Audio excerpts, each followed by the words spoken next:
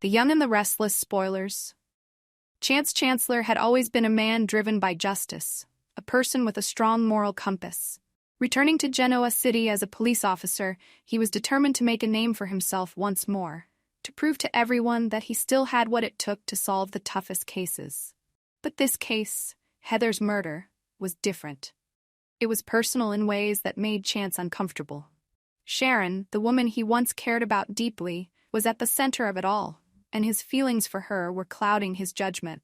When Chance first started investigating, it didn't take him long to pick up on Sharon's fear. She was jittery, avoiding eye contact, and it wasn't just grief over Heather's death. It was something darker, something more sinister. As Chance observed her, the truth slowly started to click into place. Sharon was involved. She was hiding something. But even with this realization, his heart wavered. Part of him still cared for her, still wanted to believe she was innocent, or at the very least, wanted to protect her. But Sharon was no fool. She could sense that Chance was onto her, that he knew more than he was letting on. Desperate, she played her last card, the one card she hoped would make him rethink everything, her relationship with him. One evening, when the tension between them was at its peak, Sharon broke down in front of Chance. Her eyes were red from tears, her body trembling as she pleaded with him. "Chance, please. I didn't mean for any of this to happen," she sobbed, her voice shaky. "I didn't want Heather to die. It was an accident, I swear. But if you arrest me now, I'll lose everything. I'll lose my family, my freedom, everything." Chance remained silent, his jaw clenched as he watched her crumble.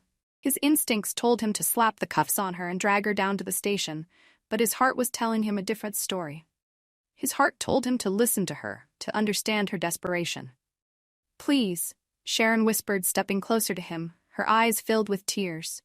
"We can fix this. You and me, we can make it go away. No one has to know."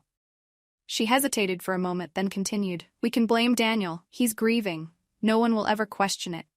The words hit Chance like a punch to the gut. Daniel? Sharon was suggesting they frame Daniel, a man already drowning in sorrow over the loss of his wife. The thought was monstrous. But as Sharon spoke, she painted a picture that was disturbingly plausible. Daniel was emotionally unstable, devastated by Heather's death, and with a little manipulation, it wouldn't be hard to make him look guilty. "Sharon, you're asking me to ruin an innocent man's life," Chance said, his voice tight with conflict. "Daniel didn't kill Heather. You did." Sharon's face crumpled at the accusation, but she quickly composed herself. "Yes, but no one has to know that. We can make it look like Daniel did it. He's already a wreck. It won't take much to convince the police, to convince the media that he snapped." Chance shook his head, trying to shake off the growing temptation. "And what do I get out of this, Sharon? What's in it for me?" Sharon stepped even closer, her voice dropping to a seductive whisper. "You get everything. You'll solve the case, be the hero of Genoa City, rebuild your reputation, and you get me. We can be together again. I know you still care about me, Chance. I can see it in your eyes." Chance's pulse quickened. The idea of regaining his former glory, of being hailed as the man who cracked the case, was tantalizing. He could rebuild his career, restore his name, and at the same time, he wouldn't lose Sharon. But was it worth it? Was he really willing to sacrifice Daniel, a man who had already suffered so much, just to protect Sharon, and to benefit himself? Sharon could see the hesitation in Chance's eyes, and she pressed on. "Think about it, Chance. You want to be the best, don't you? This case could make your career. And Daniel, he's already falling apart. The world already thinks he's a suspect. We'd just be pushing things in the direction they're already going." Chance's mind raced. He was torn between his duty as an officer and his lingering feelings for Sharon. He knew what she was asking was wrong, morally, legally. But the prospect of getting his life back on track, of being with Sharon, was alluring. As Sharon continued to plead, Chance felt the weight of the decision bearing down on him. Could he really do this? Could he frame Daniel, send him to prison for a crime he didn't commit, just to save Sharon and himself? He took a step back, his breathing shallow as he wrestled with the decision. "Sharon," he began, his voice strained. "This isn't right. I can't just let you off the hook." Sharon's face hardened. "So what? You'd rather destroy me? Throw me in prison for a mistake, after everything we've been through?" Chance felt the pull of her words, the emotional blackmail woven into her plea.